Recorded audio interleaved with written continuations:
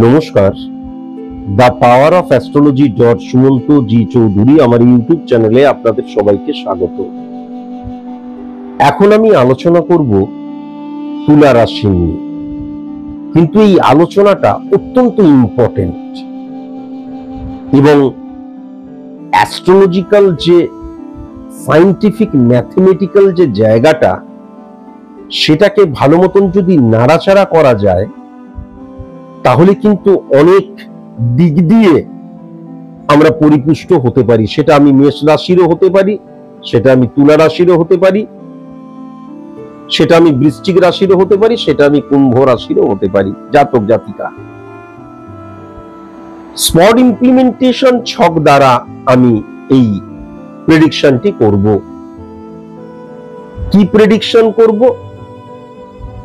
আমি আমার the power of astrology Sumanta ji Chowdhury চ্যানেলের মধ্যে দিয়ে জানিয়ে দিয়েছি যে 18 অক্টোবর রাত 9:39 18 অক্টোবর রাত 9:39 বৃহস্পতি মিথুন রাশি থেকে কর্কট রাশিতে পদার্পণ করেছে, ট্রানজিট হয়েছে। ইম্পর্টেন্ট ফ্যাক্টর যেটা হচ্ছে, এই যে বৃহস্পতির আগমন চাঁদের ঘরে, চন্দ্রের ঘরে, তার ফলে কিন্তু বৃহস্পতি যখনই ট্রানজিট করেছে তখনই একটি প্ল্যানেট অত্যন্ত পজিটিভ প্ল্যানেট হয়ে গেছে। সেই প্ল্যানেটটি কিন্তু মানে গ্রহদের রাজা বলা হয় তাকে, সে হচ্ছে শনি গ্রহটি।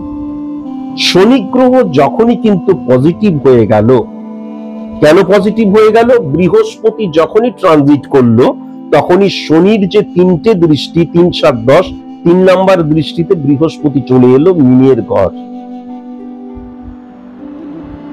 এবং যখনই বৃহস্পতির দ্বারা শনি উচ্চস্থ এবং পাওয়ারফুল হয়ে গেল, তখনই কিন্তু শনি তার দৃষ্টিতে, আমি বলেও ছিলাম শনির যখন পজিটিভ থাকে, শনির যে দৃষ্টি, সেই দৃষ্টি যার যার উপর পড়ে তারা কিন্তু পজিটিভ হয়ে যায়। তাহলে শনির এই দৃষ্টির ফলে কি হয়ে গেল? শুক্রের নেগেটিভ ইনফ্লুয়েন্স ক্রিয়েট হয়েছিল। কেন শুক্রের নেগেটিভ ইনফ্লুয়েন্স ক্রিয়েট হয়েছিল? তার কারণ শুক্র কিন্তু উচ্চস্থ অবস্থায় রবির সাথে বসেছিল, দারিদ্র্যযোগ সৃষ্টি হয়ে গিয়েছিল। এবং যখনই দারিদ্র্যযোগ সৃষ্টি হয়ে গিয়েছিল তখনই কিন্তু উচ্চস্থ শুক্র কিন্তু সঠিক মতন ফল দিতে পারছিল না, ডিক্রিজ হয়ে যাচ্ছিল।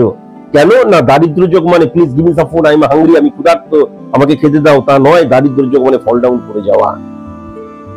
এবার যখনই ফল ডাউন করে যাচ্ছিল তখন শুক্র পজিটিভ রেজাল্ট দিতে পারছিল না, এবং সূর্যের ঘরে কেতু, কেতু মানে স্যাটিসফ্যাকশনের জায়গা। তাহলে সেক্ষেত্রেও কিন্তু কেতু কি ছায়া প্ল্যানেট, ক্যালকুলেটিভ প্ল্যানেট, তার নিজস্ব কোনো পাওয়ার নেই।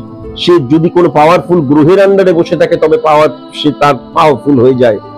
তাহলে যখন রবি নেগেটিভ ছিল বা দারিদ্র যোগের আন্ডারে ছিল তখন কেতু স্যাটিসফ্যাকশনের জায়গাটা নেগেটিভ হয়ে গিয়েছিল। কিন্তু যখনই বৃহস্পতি ট্রানজিট করলো, যখনই শনি উচ্চস্থ হয়ে গেল, যখনই দারিদ্র যোগ অফ হয়ে গেল, তখনই কি হয়ে গেল? তখন কিন্তু স্যাটিসফ্যাকশনের জায়গাটা চলে এলো। আমার এখানে স্পট ইমপ্লিমেন্টেশন ছক আমি করে রেখে দিয়েছি, কতটা ইম্পর্টেন্ট। স্যাটিসফ্যাকশনের জায়গাটা তখনই কিন্তু চলে এলো।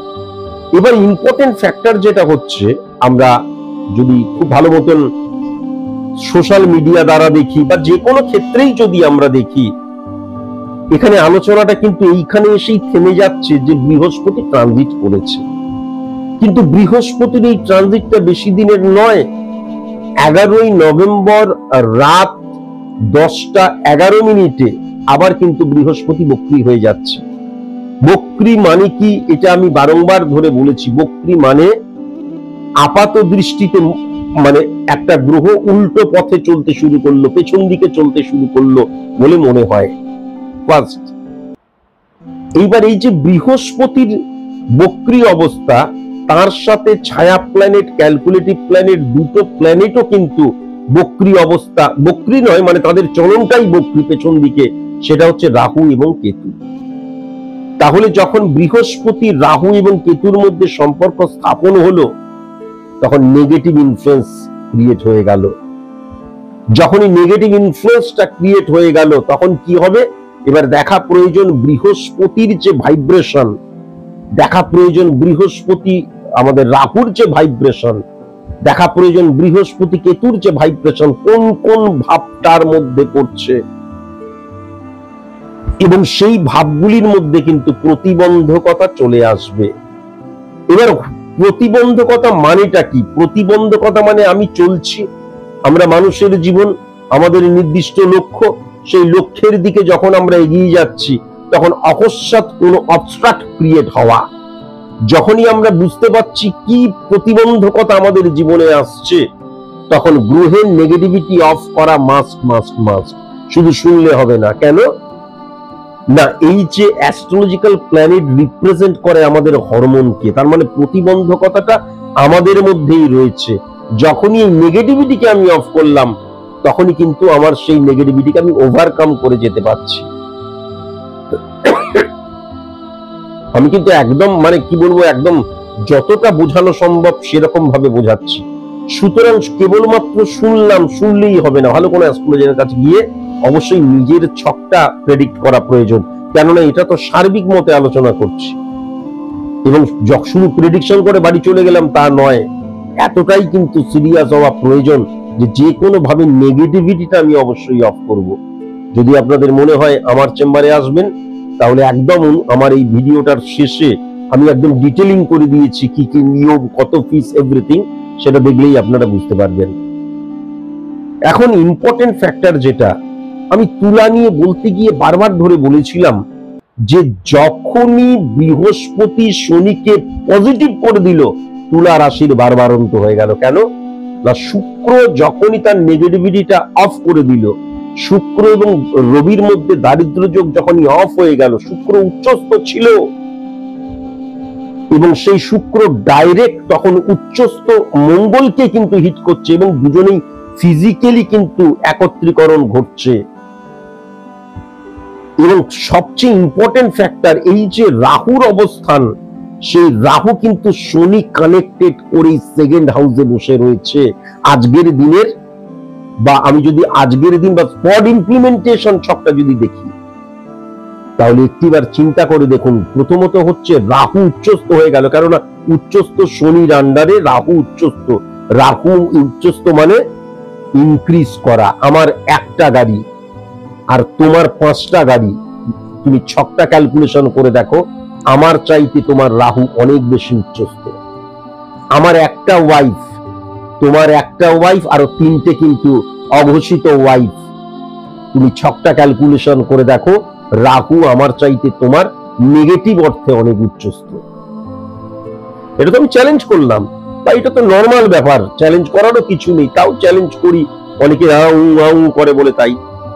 তাহলে রাহু যখন উচ্চস্থ হয় পজিটিভ অর্থে, শনি কিন্তু লিগ্যাল অ্যাক্টিভিটিস এর কারকতা, তাহলে সেই শনি উচ্চস্থ হয়ে গেছে, তার আন্ডারে বা তার সাথে যখন রাহু বসে রয়েছে, তাহলে এই ক্ষেত্রে শ্রাপিত দোষ কিন্তু হলো না, এই ক্ষেত্রে বরং শনির পজিটিভিটি পেয়ে রাহু চরম উচ্চস্থ হয়ে গেল।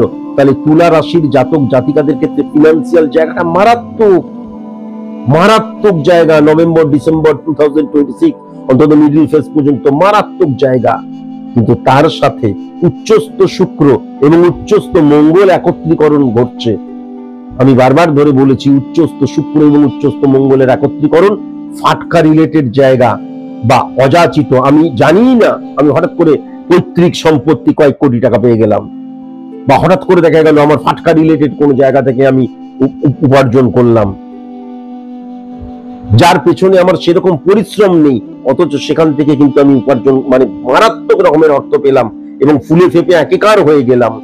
এটা কিন্তু তুলা রাশির জাতক জাতিকাদের ক্ষেত্রে মারাত্মকভাবে লক্ষ্য করা যাচ্ছে। 4 নম্বর ঘরে কিন্তু শনির দৃষ্টি আসছে। শনির দৃষ্টি 4 নম্বর ঘর এবং 6 নম্বর ঘরটাকেও কিন্তু মারাত্মক প্রভাবিত করছে। শত্রু নাশ হয়ে যাবে, শত্রুরা মাথা তুলে নাচানাচি করতে পারে, কিন্তু বলহীন, ওই নাচানাচি করে তারা তাদের টাইম পাস করতে পারে, তোমার বিন্দুমাত্র একটা কেস উগলাইতে পারবে না। শনি যখন 4 নম্বর ঘরে, 7 নম্বর ঘরে শনি মানে আমার ঘরের মধ্যে স্বামী স্ত্রীর সম্পর্কের মধ্যে কিন্তু একটা বৈধতা, শ্রদ্ধার জায়গা, রেসপেক্টের জায়গা, কমিউনিকেশনের জায়গাটা অত্যন্ত পজিটিভ হয়ে গেছে, অত্যন্ত পজিটিভ হয়ে গেছে তুলা রাশির জাতক জাতিকাদের ক্ষেত্রে। এখন প্রবলেম যেটা হচ্ছে, খুব ভালো মতন যদি সেকেন্ড হাউস এবং 6 নম্বর ঘরকে দেখা যায়, তাহলে আত্মীয় স্বজন, কাছের মানুষ, খুব কাছের যে সমস্ত পাড়া পড়শিরা রয়েছে, খুব কাছের যে বন্ধু বান্ধবেরা রয়েছে, এখান থেকে কিন্তু অহেতুক ঝামেলা সৃষ্টি করার প্রবণতা দেখা গেল। তারা এমন কিছু বলে দিয়ে চলে গেল, স্বামী স্ত্রীর মধ্যে একটা মানে সন্দেহের বাসা বাঁধলো। এই জায়গাগুলো কিন্তু লক্ষ্য করা যাচ্ছে। ভেরি ভেরি কনসাস এবং কনসাস, ভেরি ভেরি কনসাস এবং কনসাস অবশ্যই হওয়া প্রয়োজন। এবং খুব ভালো মতন যদি লক্ষ্য করা যায়, তাহলে বুধের সিচুয়েশন অত্যন্ত পজিটিভ হয়ে রয়েছে। বিজনেসের জায়গাটা, বিজনেস এক্সটেন্ড করার জায়গাটা, নতুন বিজনেস ক্রিয়েট করার জায়গাটা, নতুন প্রোডাক্ট লঞ্চ করার জায়গাটা অত্যন্ত পজিটিভ হয়ে রয়েছে। আবার যদি খুব ভালো মতন বৃহস্পতির জায়গাটা লক্ষ্য করা যায়, তাহলে কিন্তু বৃহস্পতির দিক দিয়েও যেটা লক্ষ্য করা যাচ্ছে, 6-9 কানেকশন, আমার যে কর্মক্ষেত্র সেখানে শত্রুরা অনেক নাচানাচি করবে, অনেক গসিপ করতে পারে, কিন্তু আমার যিনি বস, অর্গানাইজেশন, সংস্থা, তারা কিন্তু ভীষণ বিশ্বাস করবে আমাকে। এই জায়গাটাও লক্ষ্য করা যাচ্ছে। এবং একমাত্র তুলা রাশির মধ্যেই কিন্তু আমি যেটা দেখতে পাচ্ছি, স্যাক্রিফাইসের প্রবণতা, জেতার জন্য, প্রফেশনাল এথিক্স পালন করার জন্য স্যাক্রিফাইসের জায়গাটা, অ্যাডজাস্টের জায়গাটা, বন্ডিং এর জায়গাটা, হ্যাঁ, এবং কম্প্রোমাইজ করার জায়গাটা, এই জায়গাগুলো মারাত্মকভাবে পজিটিভ হয়ে রয়েছে। তবে সন্তানের জায়গাটা আমি খুব একটা পজিটিভ লক্ষ্য করতে পারছি না। এবং তুলা রাশির জাতক জাতিকাদের ক্ষেত্রে 2 চাকা, 3 চাকা, বহু চাকা থেকে অ্যাক্সিডেন্টাল জায়গাটাও কিন্তু লক্ষ্য করা যাচ্ছে। হ্যাঁ, এবং যেটা লক্ষ্য করা যাচ্ছে, আমরা ভাইরাল ফিভার বলি না, হ্যাঁ, জীবাণু ঘটিত রোগ, শুধু ফিভার নয়, বা জীবাণু ঘটিত যা যা অসুখ আছে, খুব কনসাস এবং কনসাস কিন্তু অবশ্যই হওয়া প্রয়োজন। আর সবচেয়ে বড় কথা, আমি যদি সূর্যকে দেখি এবং চন্দ্রের 9-6 কানেকশনের মধ্যে দিয়েও 3-6 কে যদি লক্ষ্য করি, বয়স্ক মানুষরা হঠাৎ করে অসুস্থ হয়ে যেতে পারে। তবে একটা কথা ডেফিনিট ভাবে বলা যায়, বয়স্ক পিতা মাতা, পিতৃতুল্য মাতৃতুল্যর সাথে আমার কোরিয়াল রিলেশন, বা তাদের সাথে আমি এমন ভাষায় কথা বলছি, বা তারা অতৃপ্ত হয়ে যাচ্ছে, তাদের মানসিক ভাবে অসুখী হয়ে যাচ্ছে, এই জায়গাটাও মারাত্মকভাবে লক্ষ্য করা যাচ্ছে। তুলা রাশির জাতক জাতিকাদের ক্ষেত্রে জৈবিক সুখ বা জৈবিক চাহিদা যা যা কিছু আছে, বাড়ি, গাড়ি, অর্নামেন্ট, সম্পত্তি, এই জায়গাগুলো থেকে অত্যন্ত ফ্রুটফুল রেজাল্ট পাওয়ার জায়গা মারাত্মকভাবে লক্ষ্য করা যাচ্ছে। তুলা রাশির নভেম্বর, ডিসেম্বর এবং 2026, অন্তত মিডল ফেজ অফ 2026 নিয়ে আমি এই মাসের লাস্টেই বা এর পরের মাসের প্রথমেই আলোচনা করব। অত্যন্ত পজিটিভ আমি কিন্তু দেখতে পাচ্ছি 2026টা, এবং নভেম্বর ডিসেম্বরও কিন্তু অত্যন্ত পজিটিভ দেখতে পাচ্ছি। একটা কথাই বলবো, সোর্স অফ ইনকাম একাধিক লক্ষ্য করা যাচ্ছে। হ্যাঁ, লিগ্যাল ইললিগ্যাল ফাটকা এমনি সব উপার্জন হবে। ফাটকাতে বেশি কনসেন্ট্রেট না করাটাই ভালো, কেননা এইগুলো কখনো সুদূর প্রসারী হয় না। তবে প্রচুর অর্থ ইনকামের জায়গা লক্ষ্য করা যাচ্ছে। ইললিগ্যাল অ্যাক্টিভিটিস এর মধ্যে জড়িয়ে পড়ার জায়গাটাও কিন্তু লক্ষ্য করা যাচ্ছে। ভেরি ভেরি কনসাস এবং কনসাস অবশ্যই হওয়া প্রয়োজন। আজকের মতন এইটুকুই। নমস্কার।